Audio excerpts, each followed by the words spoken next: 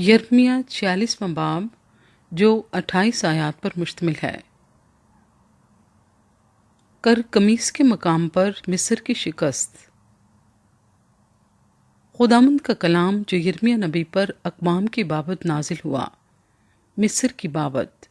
शाह मिस्र फ़िरौन निको की फ़ौज की बाबत जो दरियाए फ़रात के किनारे पर कर कमीस में थी, जिसको शाह बाबल नबूकदरज़र ने शाह यहूदा योयाकीम बिन यूसिया के चौथे बरस में शिकस्त दी। सिपर और ढाल को तैयार करो और लड़ाई पर चले आओ। घोड़ों पर सांस लगाओ। ऐ सवारो, तुम सवार हो और खौत पहनकर निकलो। नेज़ों को सैकल करो, बख्तर पहनो। मैं उनको घबराए हुए क्यों देखता हूँ। वो पलट गए, उनके बहादुरों ने शिकस्त खाई। वो भाग निकले और पीछे फिरकर नहीं देखते, क्योंकि चारों तरफ खौफ है।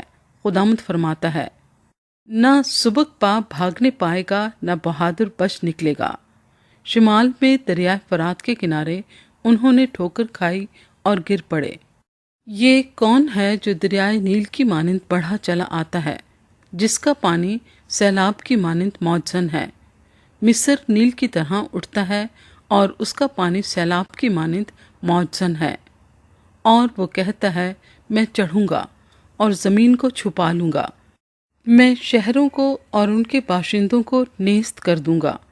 घोड़े बरांगेख्ता हों, रथ हवा हो जाएं, और कूशो पूत के बहादुर जो सिपर बरदार हैं, और लूदी जो कमान कशी और तीर अंदाजी में माहिर हैं, निकलें। क्योंकि ये खुदावंद रब्बुल अफ़वाज का दिन यानी इंतकाम का रोज़ है, ताकि वो अपने दुश्मनों से इंतकाम ले। पस तलवार खा जाएगी और सैर होगी और उनके खून से मस्त होगी। क्योंकि खुदावंद रब्बुल अफ़वाज के लिए शिमाली सरजमीन में दरियाए फरात के किनारे एक ज़बीहा है। ऐ कमवारी दुख्तरे मिस्र, जिल्लात को चढ़ जा और बिलसान ले। तू बेफ़ायदा तरह तरह की दवाइयाँ इस्तेमाल करती है, तू शिफा ना पाएगी। कौमों ने तेरी रसवाई का हाल सुना और ज़मीन तेरे नाले से मामूर हो गई, क्योंकि बहादुर एक दूसरे से टकरा कर बहम गिर गए। नबूकदरज़र की आमद। वो कलाम जो खुदावंद ने यिर्मयाह नबी को शाह बाबल नबूकदरज़र के आने और मुल्क मिस्र को शिकस्त देने के बारे में फरमाया। मिस्र में आशकारा करो, मिशदाल में इश्तिहार दो। हाँ, नूफ और तहफ नहिस में मुनादी करो। कहो कि अपने आप को तैयार कर, क्योंकि तलवार तेरी चारों तरफ खाए जाती है। तेरे बहादुर क्यों भाग गए, वो खड़े ना रह सके, क्योंकि खुदावंद ने उनको गिरा दिया। उसने बहुतों को गुमराह किया। हाँ, वो एक दूसरे पर गिर पड़े और उन्होंने कहा, उठो, हम मोहलिक तलवार के जुल्म से अपने लोगों में और अपने वतन को फिर जाएं। वो वहाँ चिल्लाए कि शाह मिस्र फ़िरौन बर्बाद हुआ।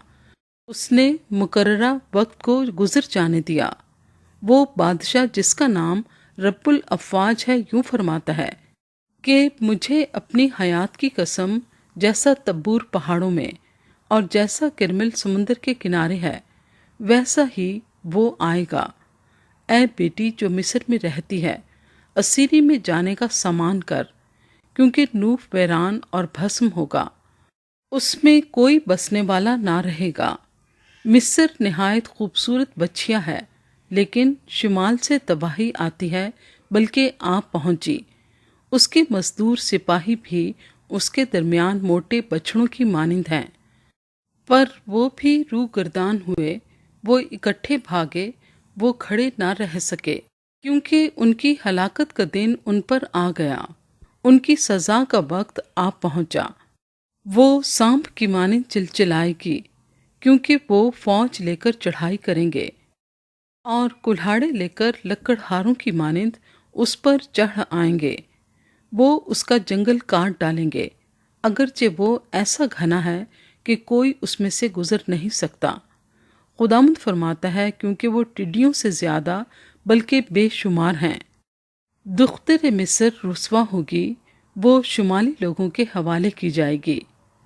رب الافواج اسرائیل کا خدا فرماتا ہے، دیکھ میں آمون نو کو اور فرعون اور مصر اور اس کے معبودوں اور اس کے بادشاہوں کو، یعنی فرعون اور ان کو جو اس پر بھروسہ رکھتے ہیں، سزا دوں گا، اور میں ان کو ان کے جانی دشمنوں اور شاہ بابل نبوکت رزر اور اس کے ملازموں کے حوالے کر دوں گا، لیکن اس کے بعد وہ پھر ایسی آباد ہوگی جیسی اگلے دنوں میں تھی، خداوند فرماتا ہے۔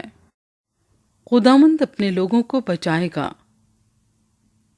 لیکن اے میرے خادم یعقوب ہراساں نہ ہو، اور اے اسرائیل گھبرا نہ جا، کیونکہ دیکھ میں تجھے دور سے اور تیری اولاد کو ان کی اسیری کی زمین سے رہائی دوں گا، اور یعقوب واپس آئے گا اور آرام و راحت سے رہے گا، اور کوئی اسے نہ ڈرائے گا۔ اے میرے خادم یعقوب ہراساں نہ ہو، خداوند فرماتا ہے، کیونکہ میں تیرے ساتھ ہوں۔ اگرچہ میں ان سب قوموں کو جن میں میں نے تجھے ہانک دیا نیست و نابود کروں، تو بھی میں تجھے نیست و نابود نہ کروں گا، بلکہ مناسب تنبیہ کروں گا اور ہرگز بے سزا نہ چھوڑوں گا۔